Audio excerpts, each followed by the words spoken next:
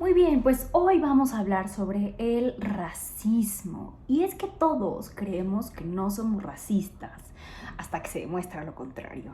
¿Y por qué? Porque creo que pensamos que las personas racistas son aquellas que descaradamente o abiertamente gritan al mundo: yo odio o yo no creo que las personas de cierta raza sean iguales a nosotros. Sin embargo, el racismo en realidad tiene que ver con conductas mucho más sutiles, mucho más difíciles de distinguir y mucho más incorporadas en nuestro discurso, que hacen mucho más complejo el poder discernir nuestro propio racismo.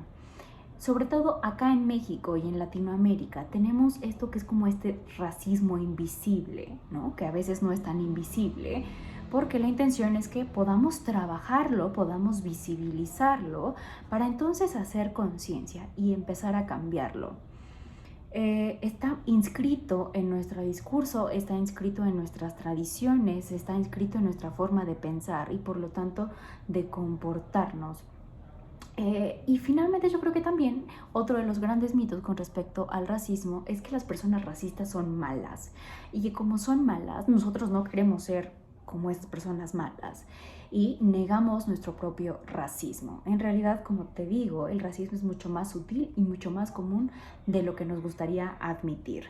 Pero ¿qué es el racismo? ¿A qué me refiero cuando estoy hablando de racismo? Y es que las razas tenemos que dejar claro que desde un nivel biológico y desde un nivel psicológico no existen. Tenemos que partir de la idea actual, de la idea moderna, de que no existen las razas, que esta separación entre los unos y los otros es realmente una cuestión racista, ¿no? Es una cuestión que intenta justificar el que unos tengan más poder sobre otros.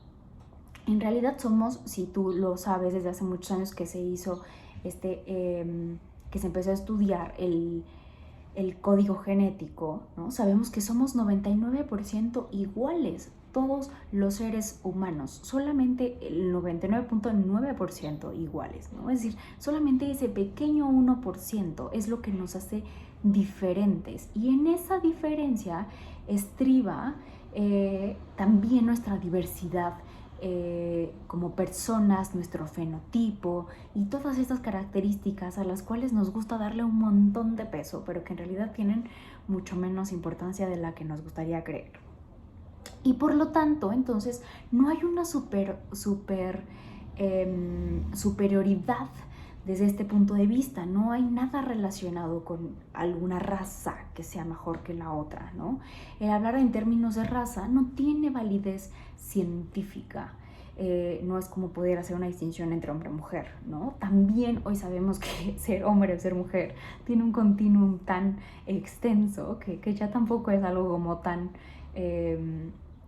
definido, ¿no? Entonces, mucho menos las razas, ¿no?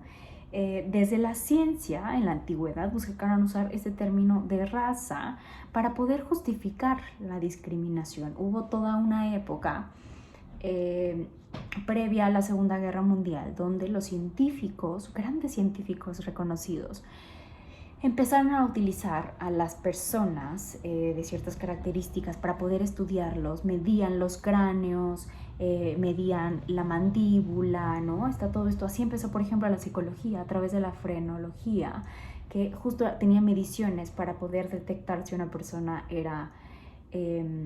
tenía rasgos psicóticos, tenía rasgos de maldad, ¿no? Se creía que había un fenotipo asociado, por ejemplo, a la maldad. Entonces, digamos que todo el racismo funciona por estereotipo, por añadir, ¿no? Como por estas vías. Recuerda que los estereotipos no son malos en sí, pero son estos atajos mentales que tomamos y muchas veces, como cualquier atajo en la vida, nos damos cuenta que no es un atajo que sea útil y realmente a veces ni siquiera es un atajo, ¿no? A veces te cuesta más de lo que te puede estar ahorrando. Así funciona también en el cerebro, en la cabeza, los estereotipos. Hay estereotipos que no son válidos. De hecho, la mayoría de los estereotipos que tenemos no son válidos. ¿Por qué? Porque encasillan a las personas, porque no te permiten, porque rigidizan esas vías, te hacen que siempre tomes la misma ruta mental y te lleve a los mismos lugares. No te permite una estructura posibilitante del cambio cuando tu cerebro está hecho para la plasticidad neural, es decir, para poder generar nuevas conexiones todo el tiempo. Así que una persona racista desde un nivel y una persona que tiene estereotipos desde un nivel biológico, podríamos pensar que es una persona poco inteligente, ¿no? Porque siempre ocupa las mismas redes neurales y no tiene esta flexibilidad mental de la que hemos hablado ya en otros videos. Desde un punto de vista más psicodinámico, podríamos pensar que el racismo en realidad es un miedo a esa otredad que tú me presentas, que no me gusta enfrentar. Tú me presentas esa realidad de lo que a lo mejor yo soy, quiero ser o temo ser y que por lo tanto me angustia tanto que necesito negarla, necesito discriminarla, necesito aplastarla, necesito sí, destruirla mentalmente, ¿no? Por envidia, por amor, ¿no? Incluso lo vemos, por ejemplo, en otros mecanismos que ya hemos hablado, en la homofobia, ¿no? Como la homofobia puede en algunas situaciones y en algunos discursos puede ser en realidad como alguna cuestión proyectiva. Pero bueno, entonces el racismo comenzó, como te decía, con estas mediciones del cuerpo, de los cráneos, relacionados también la altura y el tamaño de la nariz, por ejemplo, ¿no? El tamaño de la mandíbula, la forma de la mandíbula. Y esto generó a lo largo de la historia, previo a la Segunda Guerra Mundial, varios genocidios. Es importante remarcar que no solamente fue durante la Segunda Guerra Mundial, porque este segundo evento, este tercer o cuarto evento, que fue el genocidio más grande que conocemos hasta ahora, no quiere decir que haya sido el primero, ¿no? Solo probablemente es el más sonoro o el que involucró a mucho más personas, ¿no? Que se hizo mucho más internacional. Pero previo a esto, muchos de los actos de colonizar a otras culturas implicaban cuestiones racistas, donde se mataba, ¿no? En su intento de colonizar estos nuevos territorios, se mataba a todas las personas. Eso también fue algo que pasó acá en México, ¿no? Hubo también estos genocidios que igual se dieron cuando se llegaron las colonias de Inglaterra a Estados Unidos, igual cuando llegaron a Egipto y a África en general, ¿no? No es algo nuevo. En México, a partir del finales del siglo XIX, o sea, realmente hace muy poquito, se promovió esta idea de generar una raza de ciudadanos y de perfectos y homogéneos, que vino como muy bien, ¿no? Seguramente escuchaste estos términos que aprendíamos en la escuela, que era el criollo, el mestizo, el indígena, que se hicieron estos grupos, estas separaciones, donde el criollo era el español, ¿no? O el hijo de español que había nacido ya acá en México, pero que se le atribuían las características de inteligencia, de ímpetu, de valor, de audacia, de virilidad, ¿no? El mestizo, en un término como intermedio, era, pues sí, tenía la inteligencia y la actividad, ¿no? Como del criollo, pero eran menos inteligentes y eran apáticos, porque los indígenas, ¿no? Que es esta raza que consideraban todavía inferior, es decir, los nativos mexicanos, eran pasivos, apáticos y eran incultos, ¿no? También había esta sensación de suciedad que se le atribuía. Es interesante ese término de suciedad porque lo vamos a ver, que es algo que se asocia y que tenemos hoy en mente hasta en lo que llamamos hoy en este concepto del naco, ¿no? Todas estas referencias al olor, cuando lo interesante a pensar es que en España y en esta época en realidad no se bañaban tan seguido como se bañaban los nativos mexicas. En realidad teníamos una cultura del jabón mucho más intensa que ellos, ¿no? No era precisamente a través del jabón. Pero bueno, entonces se relacionó que los pueblos originarios tenían inclinaciones hacia la delincuencia, hacia las enfermedades, ¿no? Cuando recordemos que las enfermedades las trajeron ellos a nosotros, y que esto promovió como esta idea de superioridad de la raza blanca, ¿no? Y entonces lo que se buscaba en esta época era hacerse más españoles. Esto se vio a través de varias tendencias que se tuvieron acá en México, donde a nivel legal, en términos de inmigración, se prohibió la inmigración de personas de ciertas áreas, ¿no? Ahorita voy a contar un poco sobre eso, pero déjame contarte eso de una vez. Pero, por ejemplo, estoy tratando de encontrarlo.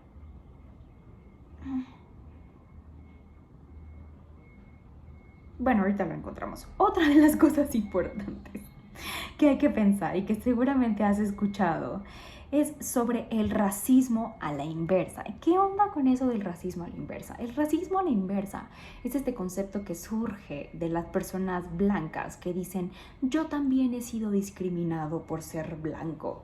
En realidad esto no existe, y no existe por las mismas bases que no puede existir el masculinismo o lo contrario a lo que dicen que es al feminismo. ¿Por qué?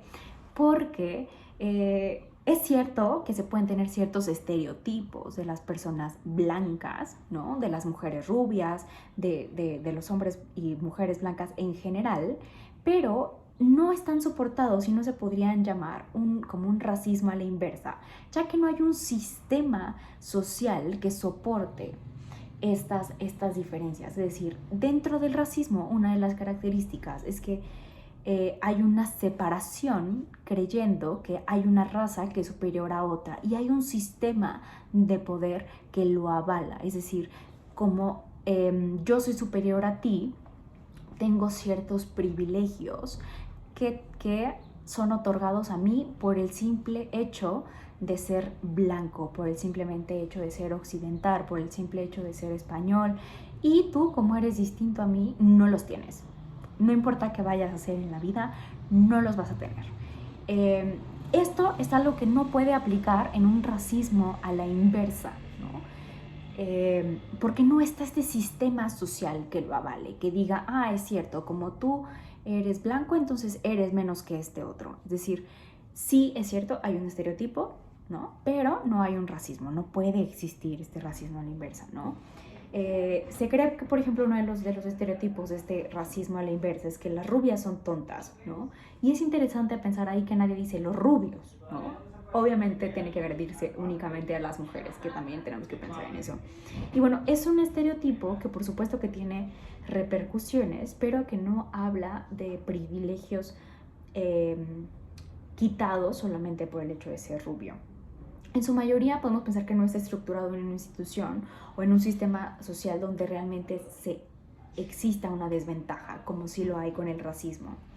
Otra forma de racismo, menos evidente, pero igual de agresiva, es la invisibilización. ¿Qué es la invisibilización? Es simplemente borrarte de los registros. Pocas personas saben, pero en México llegaron varios esclavos negros, más esclavos negros que españoles. Es decir, tenemos en México varios africano-mexicanos, ¿no? Que hasta hace algunos años no existían en las encuestas, no existían en números estadísticos, porque se consideraba que eran tan pocos que no se contabilizaban, cuando en realidad hoy sabemos que fueron bastantes. Ese hecho es una forma de invisibilizar a toda esta población. ¿Por qué? Porque si no están inscritos en nuestros censos, si no están inscritos en nuestra mente, en nuestra historia, también se les han negado todas las facultades, todos los derechos que por constitución le son otorgados a cualquier mexicano. Por ejemplo, Morelos y Vicente Guerrero en realidad tenían descendencia y más bien, ellos eran descendientes afromexicanos, ¿no? Entonces, cuando los escuchamos o cuando los vemos, como nos los han pintado en la historia y en los libros de texto, nadie nos está diciendo que tenían estos rasgos físicos ni que tenían este tono de piel. Siempre nos los han pintado como cualquier otro mexicano indio promedio, ¿no? Otro muy importante, bueno, ahorita recordando en esto, hay varias personas que son mexicanas, que tienen pasaporte mexicano, que tienen muchos años radicando acá desde sus antepasados, y que a veces lo que pasa es que los policías, las personas de inmigración, les piden que canten el himno nacional, les piden que les muestre su identificación, les pide que le muestre el pasaporte, y algunas de estas personas, a pesar de tener todo esto, se siguen considerando por la ley como como inmigrantes y son deportados al país que ellos suponen que es su país de origen, cuando en realidad son mexicanos. Esto es poco conocido y es importante que también sepamos de esto porque también se invisibiliza a través de los medios de comunicación. No se hace este boom como se haría en otros casos si fueran personas blancas, como sí se ha visto en el caso de personas blancas. Otra forma de racismo menos conocida o menos obvia es la infantilización. ¿Qué es esto? ¿No? Es el hablarle a una persona como en diminutivo, como si fueran, ay, mi vida, ¿no? Ay, es que mi muchacha del aseo viene desde el centro ceremonial donde, ay, me da tanta ternura, ay, mi vida, cosita, la voy a vestir, la voy a ropar. Hace unos años salió un comercial durante el gobierno de Enrique Peña Nieto, donde una mujer rescataba a un hombre y lo alimentaba, le cambiaba la ropa, lo limpiaba, lo aseaba, y al final de ese comercial pasa en la escena dirigiéndose hacia la persona que después dejan ver que era un perro, ¿no? Y entonces es como si asemejaran la idea de que yo a ti, yo blanquito, blanquita, te voy a cuidar a ti, te voy a proteger a ti, pero no como una persona, no con un trato digno de una persona, sino como el trato de una mascota.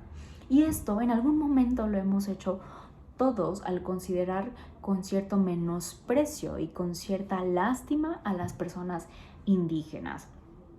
Este tipo de racismo lleva a un paternalismo, ¿no? Como, ay, pobrecito, te voy a decir yo lo que es el progreso, ¿no?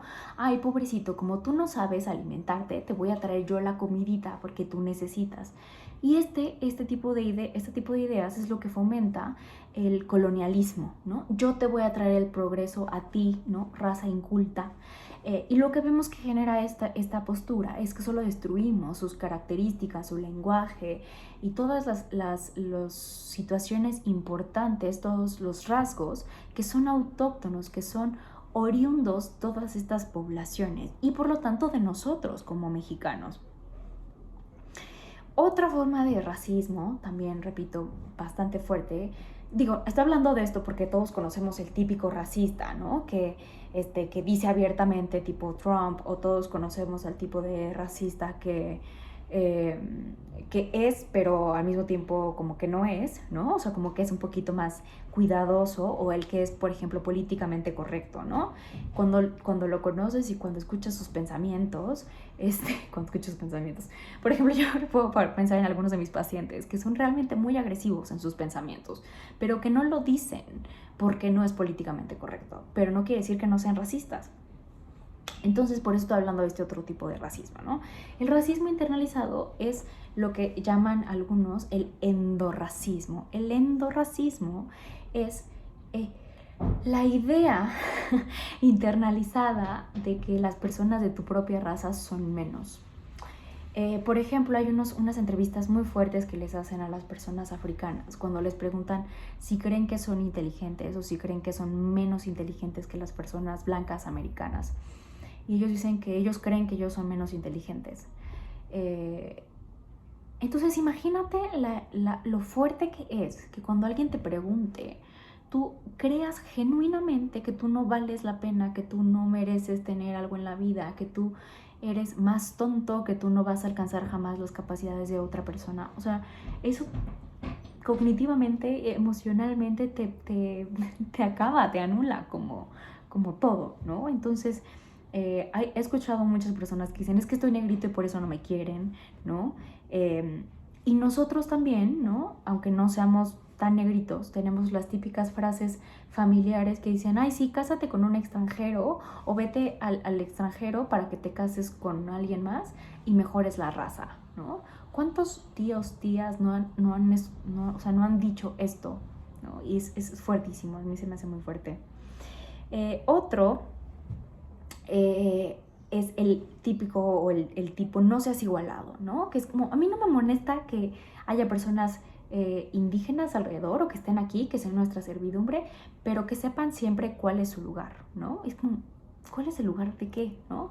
Es como, sí, pero no, o sea, que sepan que no se pueden juntar conmigo, ¿no? Y son esos hospitales que han sido demandados varias veces porque creen que estas personas no pueden ser atendidas en sus centros hospitalarios, porque incomodan a otros, ¿no? Es como si me gusta, o sea, sí tolero que seas distinto a mí, pero de lejitos, ¿no? Porque no se me vaya a pegar, una cosa así, ¿no? Otro es el pasivo, y el pasivo lo hemos visto todos, y es el que escucha los chistes y se ríe, que es el que ve que están discriminando a alguien y no hace nada. Entonces, ser racista pasivo no te hace mejor, que creemos que sí, ¿no? En realidad no. En realidad te hace más cómplice, como te hace cómplice de la violencia, por ejemplo. En México, por ejemplo, el racismo es tan fuerte que ya te platiqué esta historia de el policía que le pide a otro mexicano que compruebe que es mexicano porque no se parece a cómo tiene que lucir un mexicano, ¿no? Y en realidad en México hay tantas tonalidades que lo que se tuvo que hacer es que, a diferencia de otros países, tenemos un continuo, ¿no? de tonos de color de piel, porque van desde mi amarillo rosado hasta alguien que es rosado, hasta el güero de rancho, ¿no? Que es también, por supuesto, una connotación súper racista, hasta el güero casi albino, ¿no? Y por supuesto pasando por el morenito claro, el moreno oscuro, el moreno, todos los morenos que te puedas imaginar, hasta el afromexicano. Entonces, por eso se nos ha llamado la raza de bronce, ¿no? Por esta diversidad que hay. Pero en esta intención de que somos tan diversos, ¿no?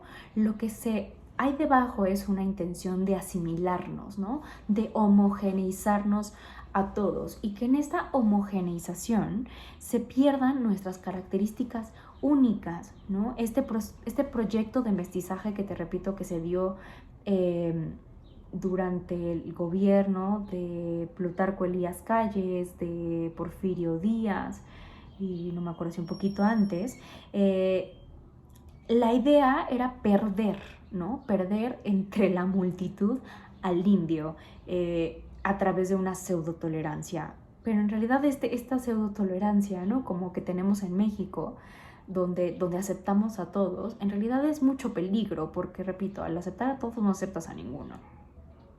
Entonces surgió la eugenesia, ¿no? Este método de control de natalidad, que no solamente se da aquí en México, sino también en otros países, donde yo te voy a decir con quién te puedes casar y cuántos hijos puedes tener y con quién te puedes mezclar, porque intentamos que nuestra raza se mejore, ¿no? Esa era la famosa frase de Vasconcelos que decía, por mi raza hablará el espíritu, que actualmente la UNAM intenta cambiar, porque en realidad no dicen que no demuestra realmente los valores de esta institución, pero por supuesto que había una frase, es una frase racista, que tiene una connotación racista y que no debería de hacernos sentir orgullosos. Tenía también su famosa frase que decía, los indígenas son los casos abortados por la humanidad. Eso decía nuestro querido Vasconcelos. Pero México no es el único. En Alemania también, por ejemplo, hay un documental muy bonito donde hablan de cómo las personas afrodescendientes, pero que son alemanas, que son nacidas en Alemania, con padres alemanes, también sufren de discriminación, porque las personas no pueden creer que sean alemanas, ¿no? Y bueno, no solamente ese, después te lo paso. Pues otro tipo de racismo es el raciclasismo, que es muy típico en México. Y este raciclasismo, se entreteje de tal manera que es prácticamente indisoluble en lo que consideramos y está tan metido en nuestra forma de hablar, en nuestra forma de relacionarnos, que estamos acostumbrados a él, que no nos damos cuenta, ¿no? Que en México se unió esto como para justificar la raza, ¿no? Esta desigualdad social, y para hacerlo parecer algo más natural, ¿no? Como pues es obvio que si tú eres morenito, eres así, y que si tú eres güerito, pues tienes todo el poder y entonces eres de familia rica, y entonces, ¿no? Empezamos a hacer esas como asunciones. Esto genera, por supuesto, lo que se ha conocido en otras áreas, un techo de cristal, donde no pueden ascender a como cierto nivel. Es decir, se han hecho varios estudios donde se contabilizó las personas de tez morena que ocupan cargos políticos, o por personas indígenas que ocupan cargos políticos importantes, y en realidad ocupan menos del 1%, cuando en México la mayoría de la población es morena. Eso quiere decir que el poder de México está en una minoría social. Y no solo esto, que por supuesto que lo que ellos están haciendo es darle las oportunidades a las personas que tienen una semejanza física con ellos mismos. En México, para poder llegar a esta cima, tienes que blanquearte, ¿no? Este famoso término que es el blanqueamiento. ¿Cómo te puedes blanquear? Este blanqueamiento en otros países, por ejemplo, en Estados Unidos, o sea, los negros que son adinerados están en barrios de negros adinerados, y los ricos que son blancos están en barrios de blancos adinerados. En México no pasa así, pero se da esta como segregación del blanqueamiento, ¿no? Lo que imposibilita como esta movilidad social, donde el poder siempre termina en los mismos, ¿no? La blanquitud no solamente es un como concepto que va relacionado al tono de piel, sino a una construcción social que es una posición de privilegio, ¿no? Que te da un estatus social, ¿no? El típico blanco que trae el coche, que trae las llaves, que trae el celular, que trae la marca en la ropa, todo eso le da estos signos, estos sinónimos de que es blanco por estatus, ¿no? Que pueden ser personas un poco más morenitas, pero como tiene todos estos símbolos de poder, automáticamente entra como a este blanqueamiento social, ¿no? Algo bien interesante que estaba pensando hoy en la mañana es que todos los llamados influencers o youtubers, por representación, son también personas blancas, ¿no? Que aún en esta nueva generación donde estamos como tan abiertos y ya problematizamos todo, en realidad seguimos repitiendo estos mismos patrones de racismo a pesar de todo, ¿no? Por supuesto que yo sé que si probablemente yo fuera con otra apariencia física, fuera hombre, por ejemplo, tendría algunos otros privilegios, pero también tendría muchísimos menos privilegios en muchos otros sentidos, ¿no? Entonces, admitir nuestro racismo implica aceptar que hemos tenido privilegios por la forma en la que lucimos, y que hay otras personas que no los tienen por lucir de una forma diferente. En México tenemos este concepto que es el naco. El naco es una persona que según los diccionarios, ¿no?, de Carlos Monsiváis y la Real Academia, etc., los escritores mexicanos denominan que es una persona de mal gusto, que así utilizamos la palabra para hablar de alguien que tiene mal gusto, de un indio, ¿no? Es una forma de insultar a alguien y de denigrarlo. También se le dice así, por ejemplo, la persona que tiene dinero, pero que no es blanco, ¿no? Que no sabe y que no tiene buen gusto, ¿no? El nuevo rico se le dice, ¿no? Que no viene de generaciones atrás de tener dinero, sino que lo ha hecho a través del esfuerzo. Y entonces jamás puede salir de ese lugar de ser el naco. Entonces, muchos de estos estilos ya los hablamos, por ejemplo, cuando hablamos de la homofobia, ¿recuerdas?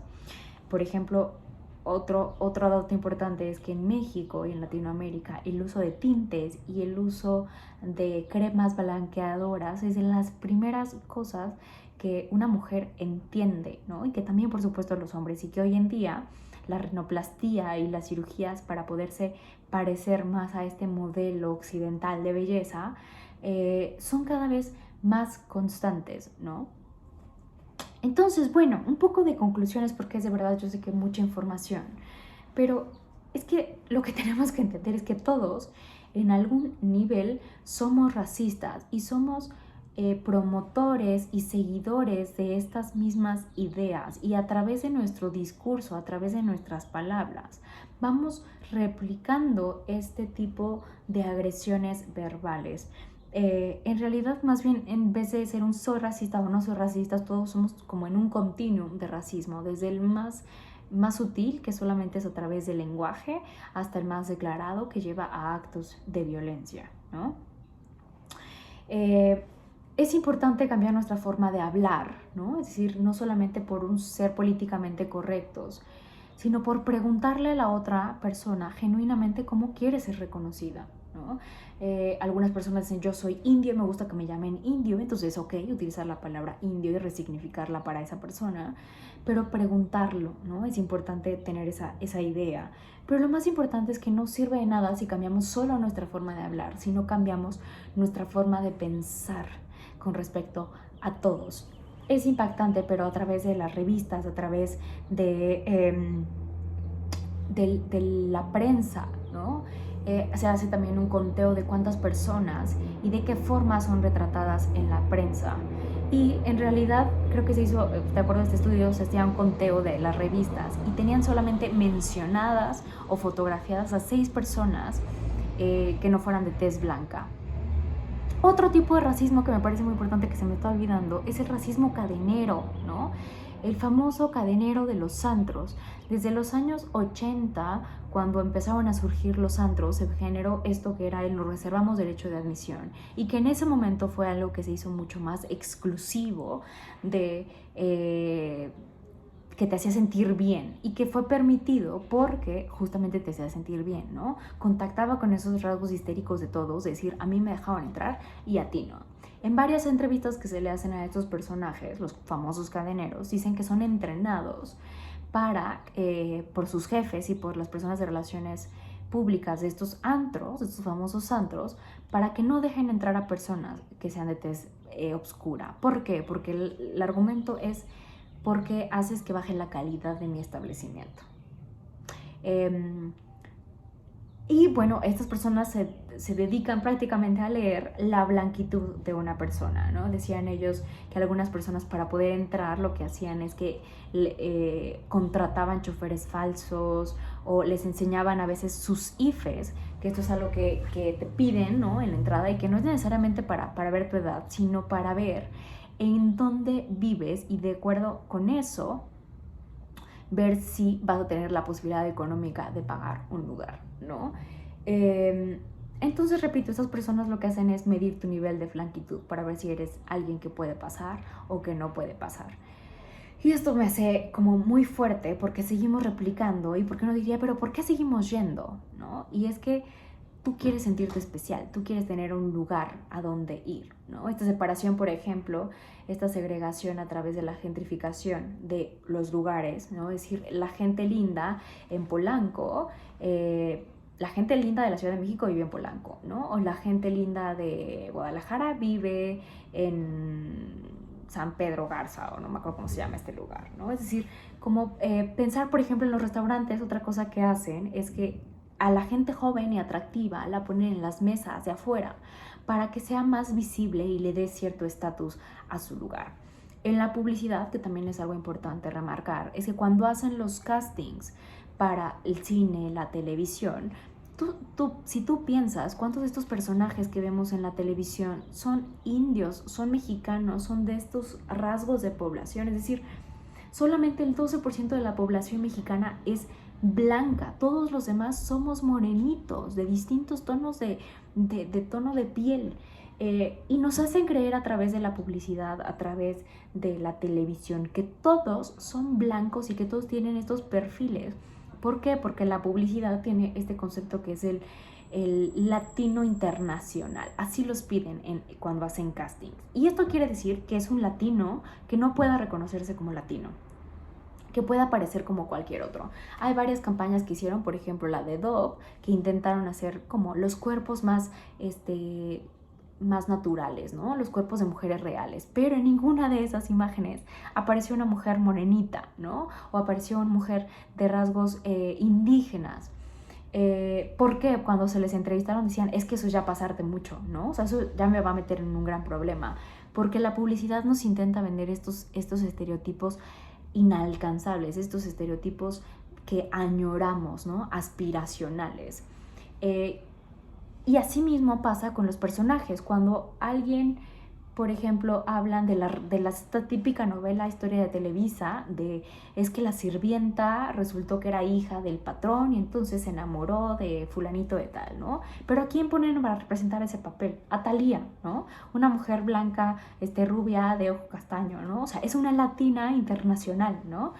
Así lo mismo con la publicidad, los periódicos y todo esto que tenemos. Pero bueno, es un montón de información, pero recuerda que estamos hablando de esto en el reto de la semana en @marlendm, @marlen.dm, donde te voy a estar compartiendo preguntas para que puedas identificar tu propio racismo internalizado, y te voy a estar compartiendo algunas de las frases que todos en algún momento hemos dicho, como los nacos huelen feo, los nacos no se bañan, hubo otra campaña, por ejemplo, que decía de Rexona o de Dove, utiliza desodorante para que no huelas como a indios verdes, ¿no? Ese tipo de frases que están inmersas todo el tiempo en nuestra publicidad, que ni siquiera podemos pensar que son un problema o que estén mal, porque están, repito, están completamente internalizados, están en nuestra forma de relacionarnos con eso. Y finalmente, te estaba diciendo como de los años, en México, en estos términos de migración, se prohibió la entrada a personas holandesas, gitanas, de Honduras, chinos. Hubo toda una matanza de personas chinas a principios de no recuerdo qué año, pero se prohibieron la entrada a todos estos personajes. Y no podemos negar que durante los últimos años, con la entrada de Trump en Estados Unidos, cerrar nuestras fronteras también como hacia los países sudamericanos y latinoamericanos, porque los consideramos poco valiosos, porque vienen a quitarnos nuestro trabajo y demás, ¿no? Mientras que a todos los países europeos y Estados Unidos, las personas, para dejarlos entrar al país y para darles asilo y para todo lo demás, somos súper hospitalarias, ¿no? En encuestas de confiabilidad, las personas confían más en personas blancas que en personas de tez oscura. Pero bueno, hay un montón de temas con el racismo que te seguiré tratando en otros videos seguramente. Que tengas buen día.